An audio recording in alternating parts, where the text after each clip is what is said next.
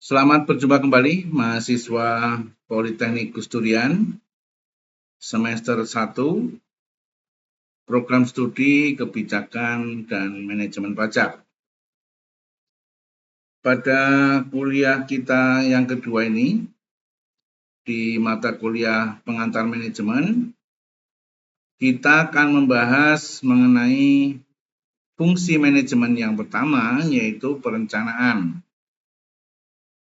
Sebagaimana sudah kita bahas pada sesi pertama kemarin terkait pengantar manajemen, bahwa di dalam fungsi manajemen atau ada 4 pokok fungsi manajemen, yaitu planning, perencanaan, organizing, pengorganisasian, actuating atau pelaksanaan, dan controlling atau evaluasi dan pengontrolan, ya.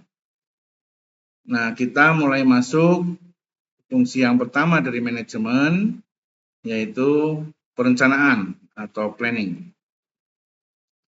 Baiklah, kita mulai kuliah kita pada kesempatan ini.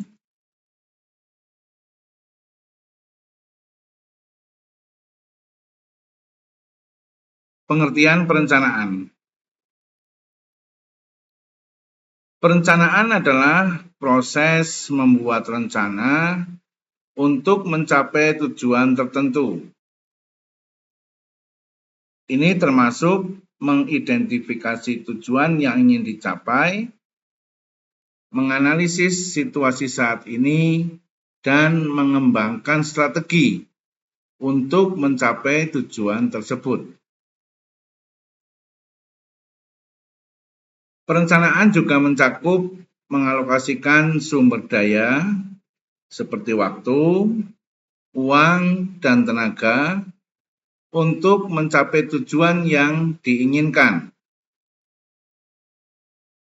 Perencanaan bertujuan untuk membantu individu atau organisasi mencapai hasil yang diinginkan dengan efisien dan efektif.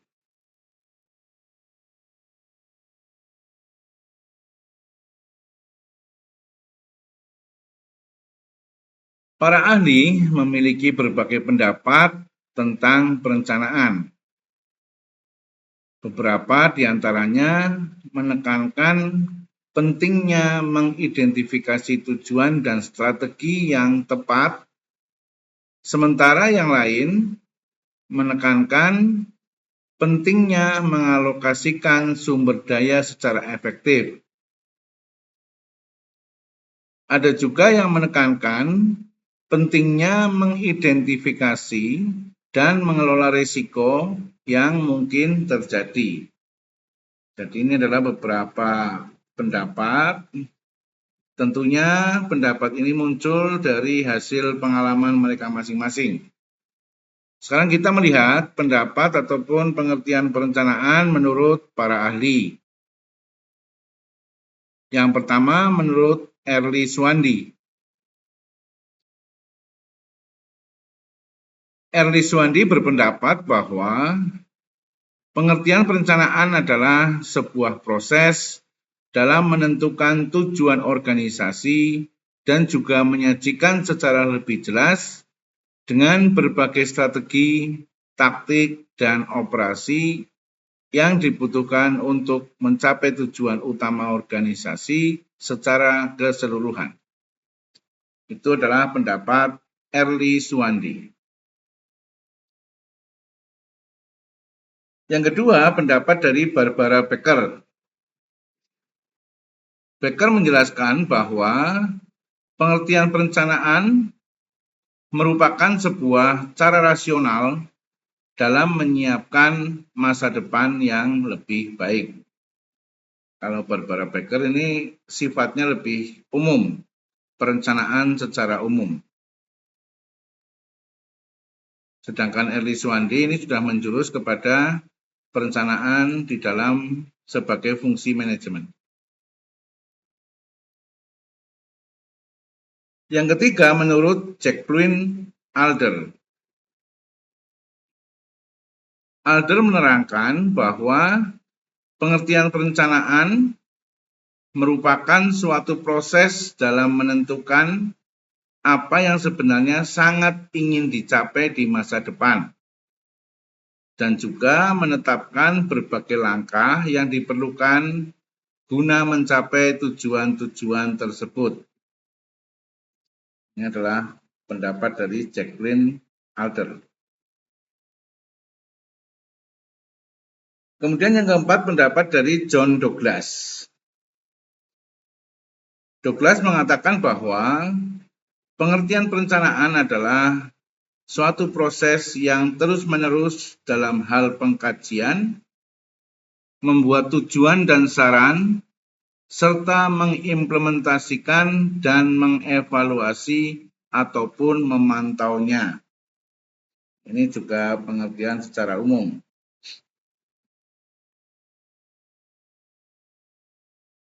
Yang kelima, menurut George Steiner. Sedangkan Steiner berpendapat bahwa pengertian perencanaan merupakan proses dalam memulai berbagai tujuan, batasan strategi, kebijakan, dan juga rencana yang sangat detail dalam pencapaiannya, pencapaian organisasi untuk menerapkan keputusan dan juga termasuk tinjauan kinerja, dan juga umpan balik dalam hal pengenalan siklus rencana baru. Kalau George Steiner ini lebih kompleks ya. Nanti teman-teman dari beberapa pendapat ahli itu bisa dipahami rangkumannya sendiri. Tapi intinya kurang lebih sama. Bahwa perencanaan adalah sesuatu yang dilakukan sebelum memulai aktivitas usaha ataupun aktivitas tujuan organisasi maupun perusahaan. Kemudian jenis-jenis perencanaan. Ada beberapa jenis perencanaan tergantung pada tujuan yang ingin dicapai. Beberapa jenis perencanaan yang umum antara lain, yang pertama adalah perencanaan strategis. Ini mungkin teman-teman sering dengar ya, perencanaan strategis atau Renstra. Biasanya di semua lembaga atau instansi pemerintah selalu membuat Renstra, baik jangka pendek maupun jangka panjang. Renstra atau perencanaan strategis merupakan jenis perencanaan yang mengidentifikasi tujuan jangka panjang dan mengembangkan strategi untuk mencapainya. Jadi selain mencanangkan tujuan jangka panjang atau cita-citanya, juga mengembangkan strategi untuk mencapainya. Perencanaan strategis adalah proses yang digunakan oleh sebuah perusahaan atau organisasi untuk menentukan arah yang akan diambil dari tujuan yang ingin dicapai dalam jangka waktu tertentu. Seperti tadi saya katakan, bisa jangka pendek, bisa jangka menengah maupun jangka panjang.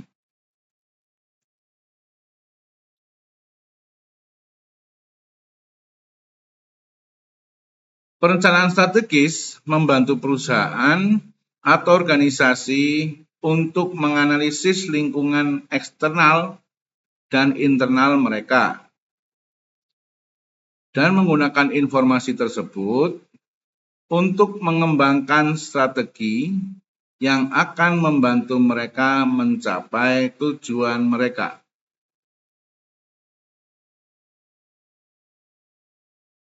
Perencanaan strategis juga membantu perusahaan atau organisasi untuk mengidentifikasi hambatan dan peluang yang ada, serta mengembangkan rencana tindakan yang akan membantu mereka mengatasi hambatan dan memanfaatkan peluang-peluang tersebut.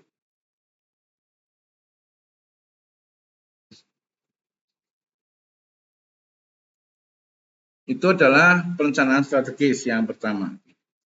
Dan yang kedua adalah perencanaan taktis. Ya, kalau strategis itu sifatnya masih masih dekat kepada visi misi ya, masih dekat kepada hal-hal yang sifatnya imajiner. Sedangkan perencanaan taktis merupakan jenis perencanaan yang lebih rinci dan mencakup langkah-langkah yang harus dilakukan untuk mencapai tujuan yang telah ditetapkan dalam perencanaan strategis. Jadi perencanaan taktis ini adalah kelanjutan daripada perencanaan strategis. Kalau dalam perencanaan strategis mungkin sifatnya masih global, masih berupa besaran-besaran, tujuan-tujuannya masih umum. Nah, kalau perencanaan taktis ini sudah lebih mendetail kepada teknis dan langkah-langkah real.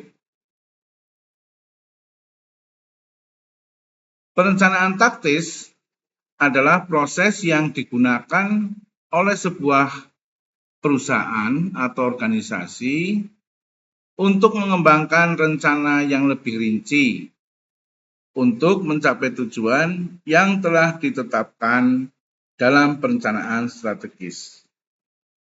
Jadi perencanaan taktis ini adalah merincikan atau lebih mendetailkan langkah-langkah taktisnya dari perencanaan strategis yang sudah disusun.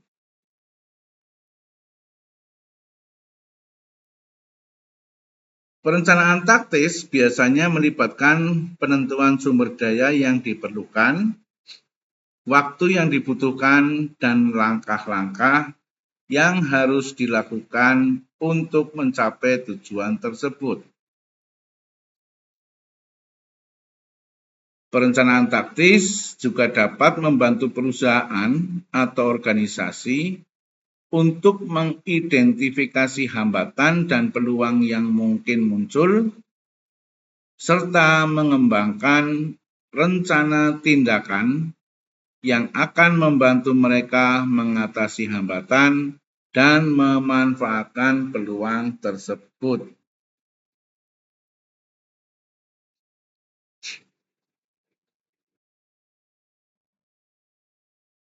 Itu tadi adalah perencanaan taktis. Dari perencanaan taktis kita turunkan lagi, detailkan lagi dalam namanya perencanaan operasional. Perencanaan operasional merupakan jenis perencanaan yang mencakup langkah-langkah yang harus dilakukan secara rinci untuk menjalankan kegiatan harian dan mencapai tujuan jangka pendek. Ya, kalau operasional ini biasanya untuk satu periode, misalnya 1 tahun gitu ya, itu operasionalnya seperti apa. Kalau rencana strategis itu biasanya jangka panjang, 5 tahun, 10 tahun gitu ya. Kemudian rencana taktis lebih kepada metode-metodenya. Dan operasional lebih kepada langkah-langkah yang harus dilakukan. Perencanaan operasional adalah proses menentukan bagaimana suatu organisasi atau perusahaan akan mencapai tujuan dengan cara yang efektif dan efisien.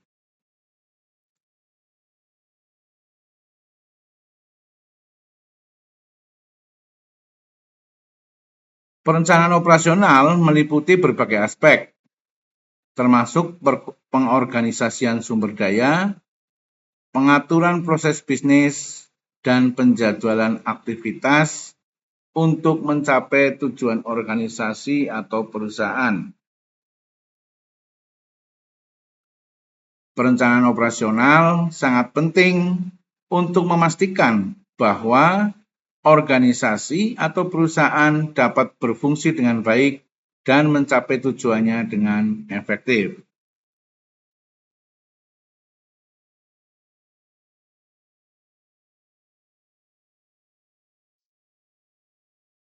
Kemudian adalah perencanaan proyek. Perencanaan proyek merupakan jenis perencanaan yang digunakan untuk mencapai tujuan dalam jangka waktu tertentu, biasanya untuk proyek yang terbatas. Ini lebih pendek lagi biasanya. Selain itu, dapat dikatakan bahwa perencanaan proyek adalah suatu proses yang digunakan untuk menentukan dan mengelola sumber daya yang diperlukan untuk mencapai tujuan proyek. Namanya proyek biasanya adalah hanya mencakup satu tujuan dengan program-program jangka pendek. Perencanaan proyek juga membantu dalam mengidentifikasi risiko potensial dan membuat rencana untuk mengatasi risiko tersebut. Perencanaan proyek juga membantu dalam mengatur dan mengelola waktu, biaya, dan sumber daya yang diperlukan untuk menyelesaikan proyek suatu sesuai dengan rencana. Perencanaan proyek merupakan bagian penting dari suksesnya proyek karena membantu dalam mengatur dan mengelola proyek secara efektif dan efisien. Jadi kalau kita bicara manajemen, selalu muara akhirnya adalah efektif dan efisien. Jenis perencanaan yang lain adalah adanya perencanaan keuangan. Perencanaan keuangan merupakan jenis perencanaan yang mencakup pengelolaan keuangan termasuk anggaran, pengeluaran, dan pengelolaan aset. Aset ini adalah harta perusahaan. Perencanaan keuangan adalah proses menentukan bagaimana kita akan mengelola uang kita untuk mencapai tujuan keuangan kita. Seperti membeli rumah, menabung untuk pensiun, atau membiayai kebutuhan keluarga. Itu adalah perencanaan keuangan. Kemudian perencanaan keuangan membantu kita mengalokasikan dana yang tersedia secara efektif dan menghindari risiko keuangan. Sehingga kita dapat mencapai tujuan keuangan kita dengan cara yang terencana dan teratur. Ibaratnya tidak terjadi pemborosan. Kemudian ada perencanaan berikutnya, yaitu perencanaan sumber daya manusia. Perencanaan sumber daya manusia merupakan jenis perencanaan yang mencakup pengelolaan sumber daya manusia, termasuk rekrutmen. Perencanaan sumber daya manusia adalah suatu proses yang dilakukan oleh sebuah organisasi untuk memastikan bahwa mereka memiliki jumlah karyawan yang tepat dengan kualifikasi yang sesuai untuk melakukan pekerjaan-pekerjaan yang diperlukan untuk mencapai tujuan organisasi. Jadi dalam setiap kita berorganisasi atau memiliki perusahaan, kita harus merencanakan kebutuhan sumber daya manusia demi kelancaran tujuan organisasi maupun perusahaan. Artinya, supaya jumlah SDM atau pekerja atau sumber daya manusia itu tidak berlebih atau juga tidak kekurangan. Selain itu juga harus ditempatkan sesuai dengan kapabilitas dan kemampuan masing-masing sehingga akan efektif. Hal ini termasuk mengidentifikasi kebutuhan akan karyawan baru, mengidentifikasi dan mengembangkan karyawan yang sudah ada, serta mengatur jadwal kerja dan promosi karyawan. Perencanaan sumber daya manusia juga memainkan peran penting dalam membantu organisasi mencapai tujuan mereka dengan cara yang efisien dan efektif.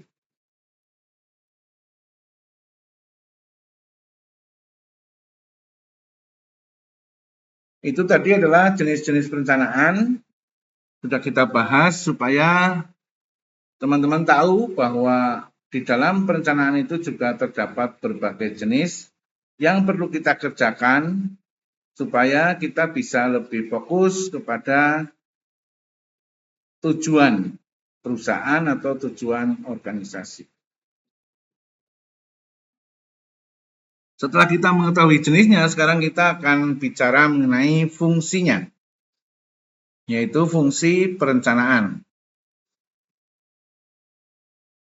Perencanaan adalah proses membuat rencana untuk mencapai tujuan tertentu. Beberapa fungsi dari perencanaan adalah sebagai berikut. Yang pertama, perencanaan adalah proses berpikir yang sistematis dan terarah. Perencanaan membutuhkan kita untuk memikirkan tujuan yang ingin dicapai. Tindakan apa yang perlu dilakukan untuk mencapainya, dan bagaimana mengatur tindakan tersebut secara efektif. Itu adalah fungsi pertama dari perencanaan.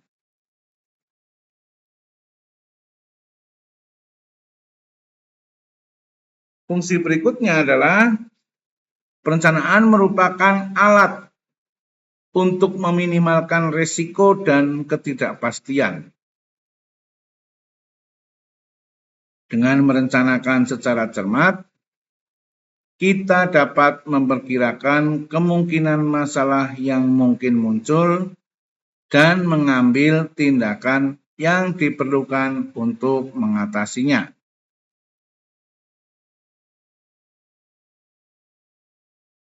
Selanjutnya, perencanaan adalah cara untuk mengoptimalkan sumber daya yang tersedia.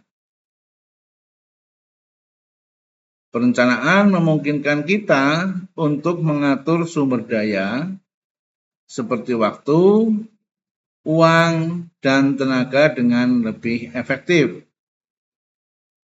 Sehingga kita dapat mencapai tujuan kita dengan lebih cermat dan cepat, juga efisien.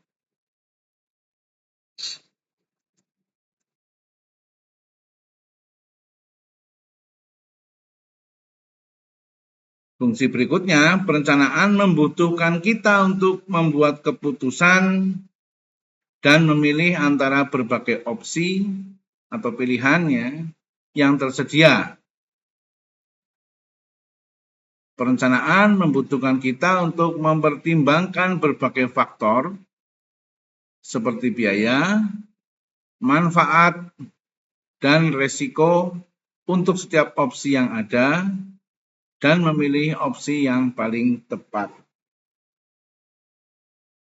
Karena dalam perencanaan biasanya kita juga menetapkan alternatif-alternatif gitu ya. Sehingga kita alternatif-alternatif itu yang disebut dengan opsi-opsi. Sehingga kita akan memilih opsi mana yang paling tepat, cermat, dan menguntungkan. Setelah kita membahas fungsi tadi, kita juga akan membahas tentang karakteristik dari perencanaan. Perencanaan adalah proses yang menentukan apa yang akan dilakukan, bagaimana caranya, kapan akan dilakukan, dan siapa yang akan melakukannya. Karakteristik utama dari perencanaan adalah sebagai berikut. Karakter yang pertama, struktur dan sistematis. Perencanaan adalah proses berpikir sistematis dan terstruktur, atau bisa dikatakan sebagai fungsi manajerial untuk mencapai tujuan yang diinginkan. Fungsi manajerial adalah serangkaian aktivitas yang dilakukan oleh para manajer dalam mengelola sebuah organisasi. Fungsi manajerial meliputi 4 aktivitas utama, yaitu perencanaan, pengorganisasian, pengarahan, dan pengendalian.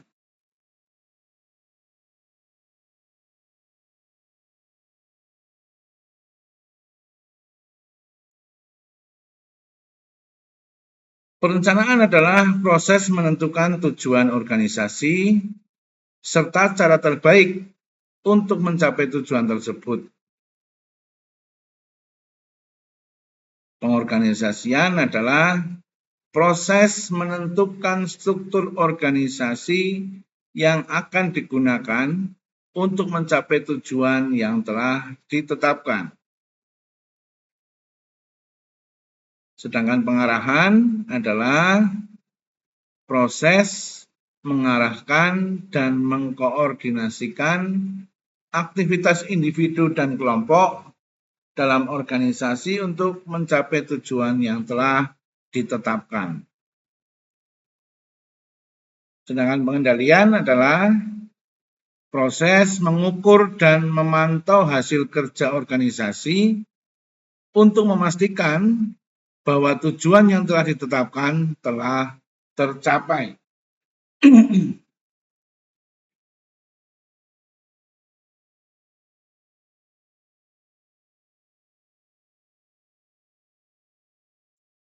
Karakteristik yang kedua, tadi yang pertama adalah struktur dan sistematis ya.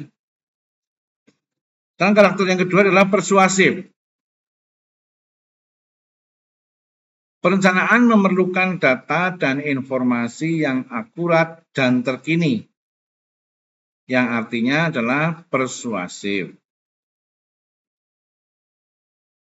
Persuasif pada hal ini adalah proses mengembangkan strategi untuk meyakinkan orang lain untuk mengikuti pandangan, ide, atau tindakan tertentu. Ini termasuk menentukan audiens yang akan disasar, mengembangkan argumen yang kuat dan kredibel, dan memilih media yang tepat untuk menyampaikan pesan persuasif tersebut.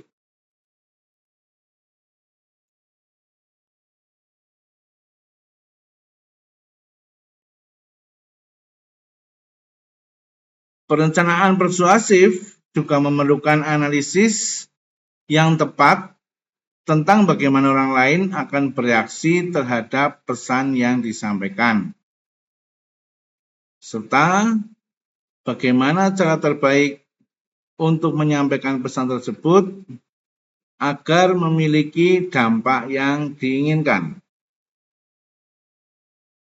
Itu adalah karakteristik yang kedua, yaitu persuasif.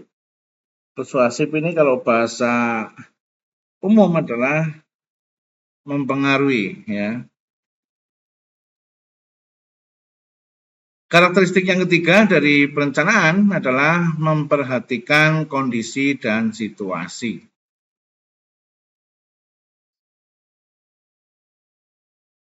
Perencanaan harus mempertimbangkan kondisi dan situasi yang ada saat ini dan di masa yang akan datang, yang artinya mementingkan keberlanjutan.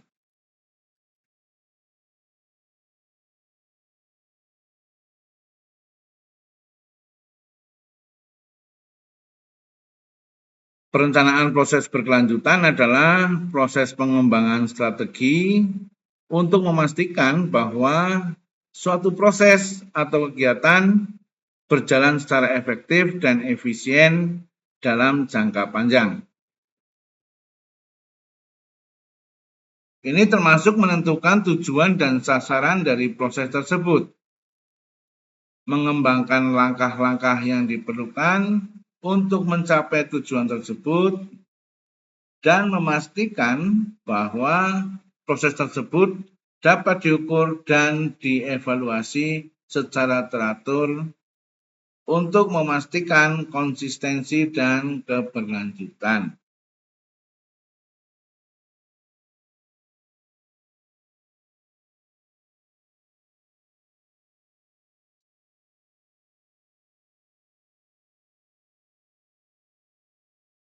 Perencanaan proses berkelanjutan juga memerlukan pengelolaan yang efektif untuk memastikan bahwa proses tersebut berjalan sesuai dengan rencana yang ditetapkan, serta memastikan bahwa ada mekanisme untuk menangani masalah yang mungkin timbul selama pelaksanaan proses tersebut.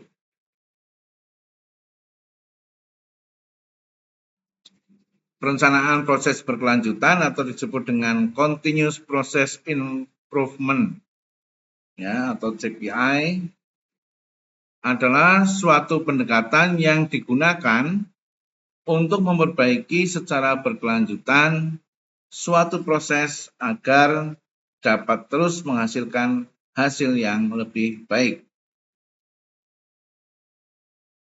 Ya, jadi perencanaan proses berkelanjutan ini sering juga disebut dengan continuous process improvement atau CPI. Jadi nanti kalau teman-teman mendengarkan atau mendengar atau membaca istilah CPI, itu sudah paham maksudnya ya. Hal ini dilakukan dengan mengidentifikasi dan mengevaluasi secara terus-menerus kelemahan dalam suatu proses, lalu mengimplementasikan perbaikan-perbaikan yang diperlukan untuk mencapai hasil yang diinginkan. Itu adalah karakter yang ketiga. Sekarang kita bicara karakter perencanaan yang keempat. Sebagai proses intelektual. Perencanaan harus mempertimbangkan sumber daya yang tersedia dan memilih metode yang tepat untuk mencapai tujuan tersebut. Hal ini dapat dikatakan sebagai proses intelektual.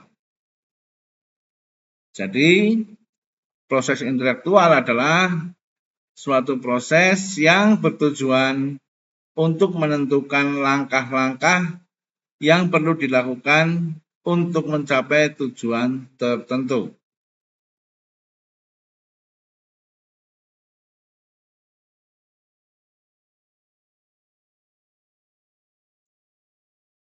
Hal ini termasuk mengidentifikasi tujuan, menganalisis situasi saat ini, merumuskan strategi untuk mencapai tujuan, menetapkan langkah-langkah yang diperlukan, dan membuat rencana tindakan yang detail.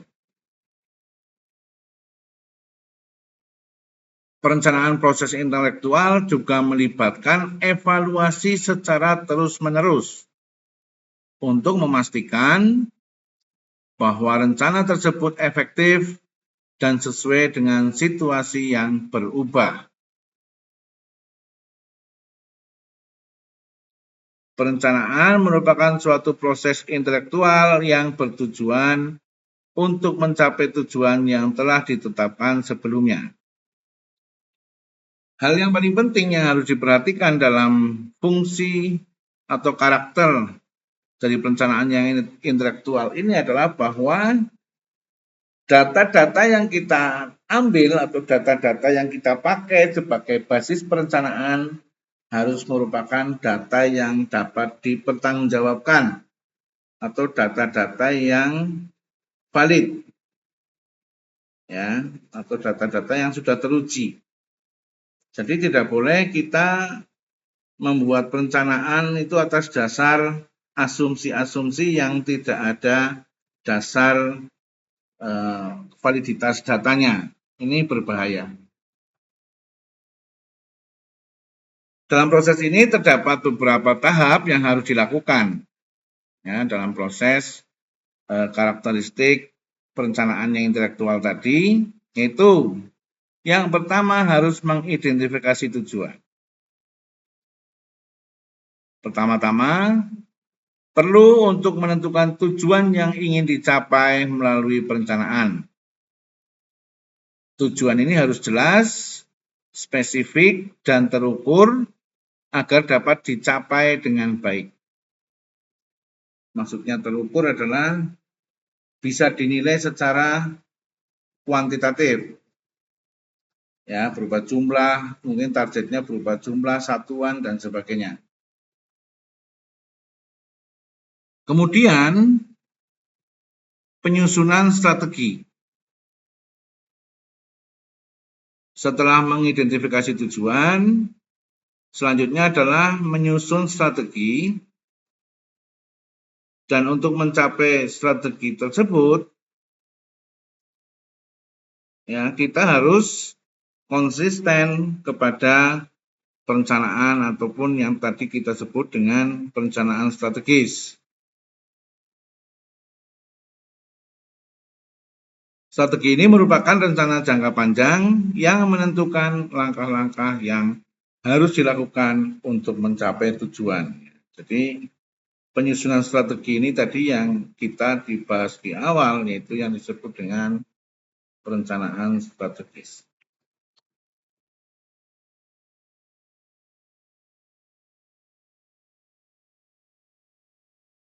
Selanjutnya adalah penyusunan rencana aksi.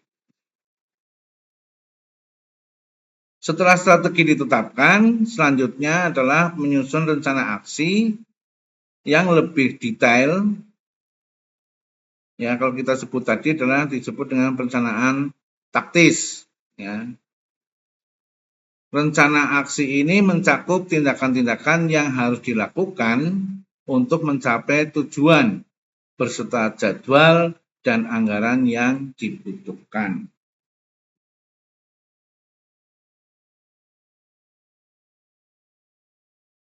Jadi ini adalah merencanakan aksinya, kemudian berikutnya tahapannya adalah pelaksanaan rencana aksi.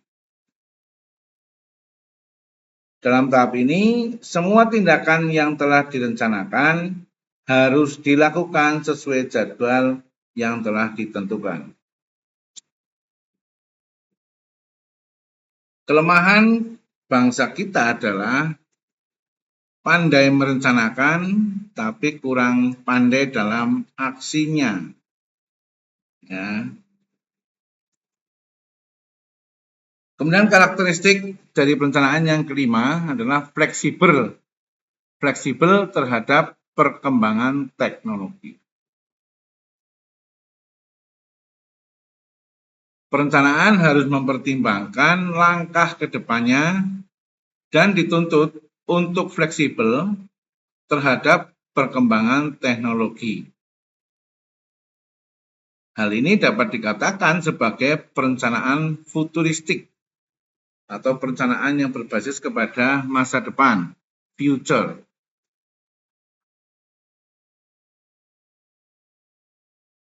Futuristik merupakan salah satu karakteristik yang penting dalam perencanaan.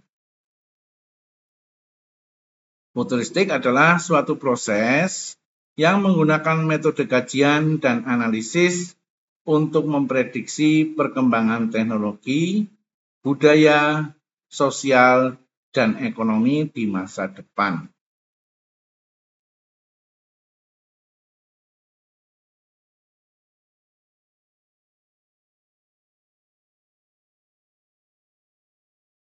Ini bertujuan untuk membantu individu, organisasi, dan pemerintah untuk membuat keputusan yang bijaksana tentang bagaimana mengembangkan dan mengelola sumber daya mereka, sehingga dapat bersiap untuk perubahan yang akan datang.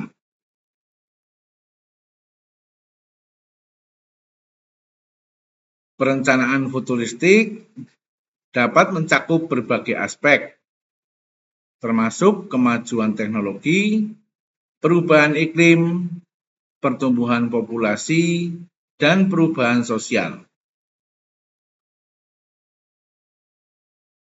Ada banyak metode yang dapat digunakan dalam perencanaan futuristik, termasuk pendekatan analitis, metode Delphi, dan simulasi. Nanti ke depan kita bisa mempelajari metode-metode ini.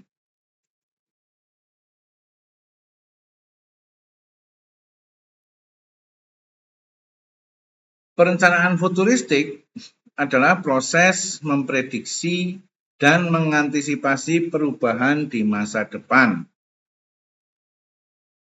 untuk mengembangkan rencana yang akan membantu individu atau organisasi mencapai tujuan mereka. Karakteristik utama dari perencanaan futuristik adalah sebagai berikut.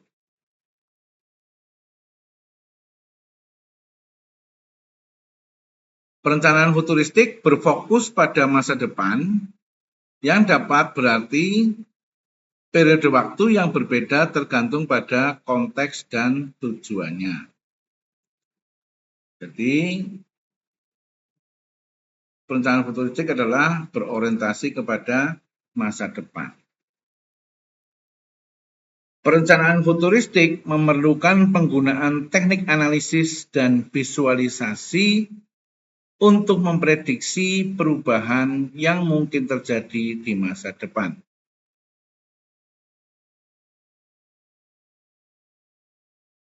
Perencanaan futuristik harus mempertimbangkan berbagai faktor, termasuk perkembangan teknologi, perubahan sosial, dan perubahan lingkungan. Perencanaan futuristik harus membantu individu atau organisasi membuat keputusan yang tepat saat ini untuk mempersiapkan masa depan yang lebih baik.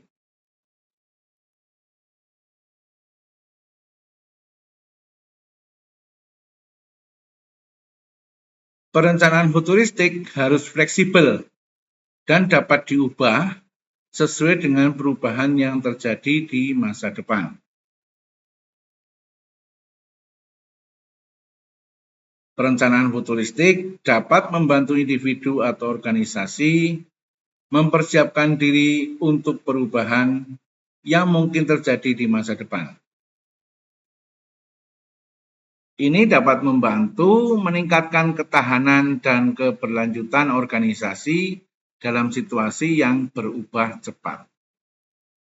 Jadi, perencanaan futuristik ini lebih umum atau lebih dikenal dalam istilah-istilah ekonomi itu disebut dengan proyeksi atau perencanaan masa depan.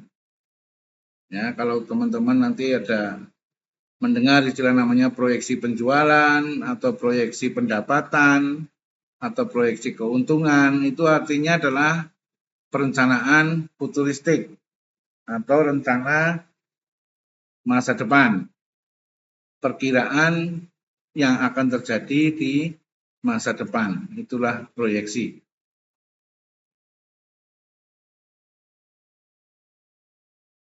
Kemudian karakteristik dari perencanaan yang keenam dapat diukur dan dievaluasi. Perencanaan harus dapat diukur dan dievaluasi untuk memastikan bahwa tujuan tercapai dengan efektif dan efisien. Untuk dapat melakukan pengukuran dan evaluasi, maka dibutuhkan pengambilan keputusan. Pengambilan keputusan adalah proses menentukan pilihan terbaik di antara beberapa alternatif yang tersedia. Ini sering diperlukan dalam kehidupan sehari-hari, baik dalam keputusan pribadi maupun dalam organisasi.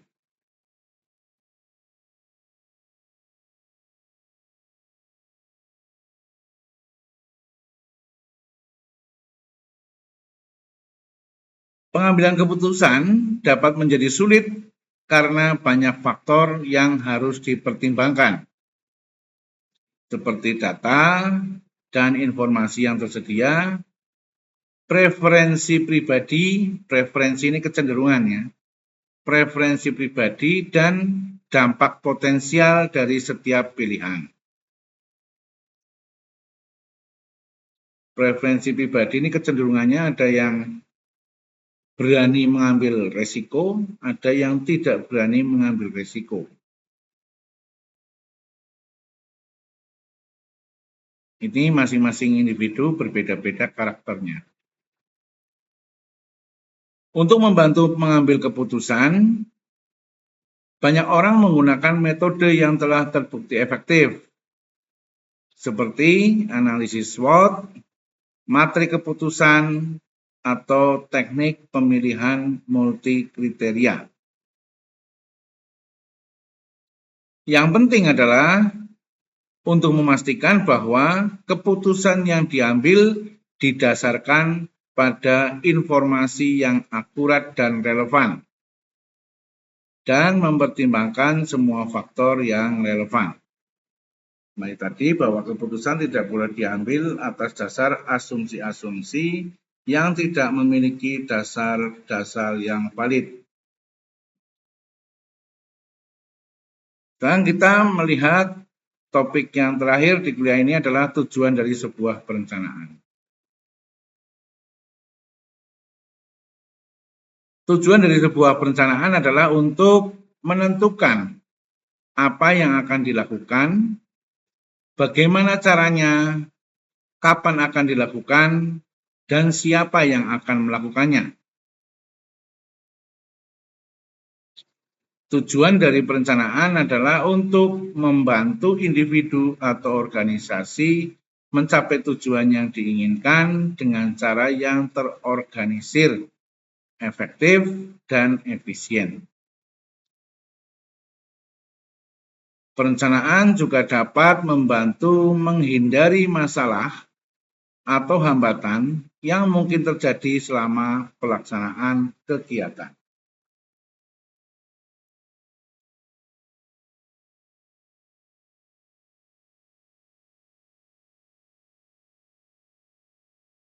Tujuan sistematis dari sebuah perencanaan adalah untuk membantu individu atau organisasi dalam mencapai tujuan yang telah ditetapkan dengan cara yang efektif dan efisien.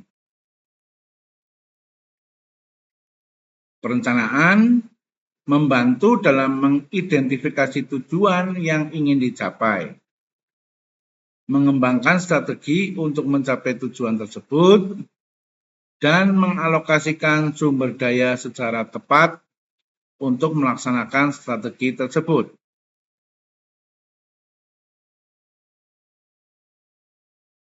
Perencanaan juga membantu dalam mengidentifikasi dan mengelola risiko yang mungkin terjadi, sehingga memungkinkan untuk mengambil langkah-langkah pencegahan atau pemulihan yang tepat.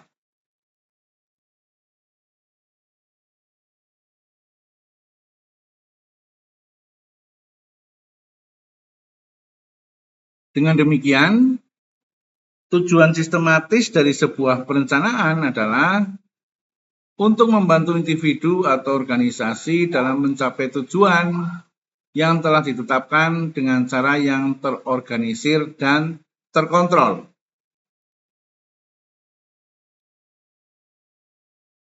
Akhir dari sebuah perencanaan biasanya merupakan tahap akhir dari proses perencanaan, di mana semua keputusan dan rencana yang telah dibuat sebelumnya diimplementasikan dan dilaksanakan. Pada tahap ini, seorang perencana akan mengevaluasi kinerja rencana yang telah diimplementasikan, mengevaluasi dampaknya terhadap tujuan yang telah ditetapkan, dan mengambil tindakan yang diperlukan untuk memperbaiki atau mengubah rencana jika diperlukan.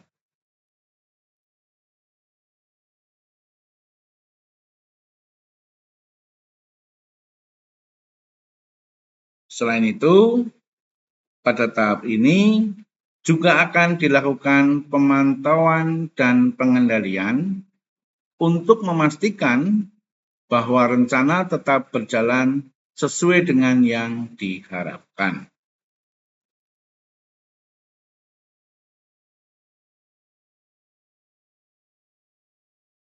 Kita sampai pada kesimpulan, ya, kesimpulan pembahasan topik perencanaan pada kesempatan kuliah kali ini.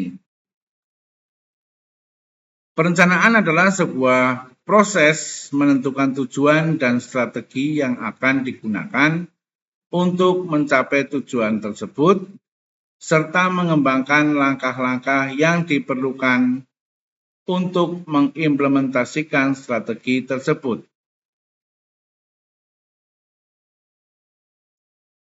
Perencanaan biasanya dilakukan oleh individu atau organisasi untuk mencapai tujuan yang telah ditetapkan dan dapat dilakukan pada berbagai tingkatan, mulai dari perencanaan individu hingga perencanaan nasional.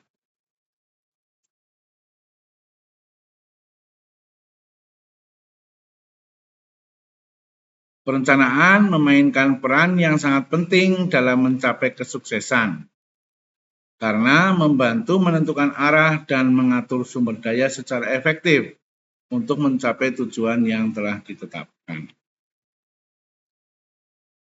Jadi demikian yang kita bahas pada kesempatan kita kali ini, yaitu kuliah sesi kedua, mata kuliah pengantar manajemen. Semoga bisa dipahami dengan baik dan bisa menjadi landasan pemahaman pada kuliah-kuliah kita berikutnya. Subscribe bagi yang belum subscribe channel saya ini, kemudian like dan share kepada siapa saja. Semoga apa yang kita bahas kali ini bisa memberikan manfaat kepada banyak orang. Dan jangan lupa memberikan komentar khususnya kepada mahasiswa Politeknik Busturian sebagai bukti kehadiran kuliah kita saat ini. Demikian, terima kasih atas perhatiannya. Kita akan bertemu lagi pada sesi-sesi kuliah berikutnya.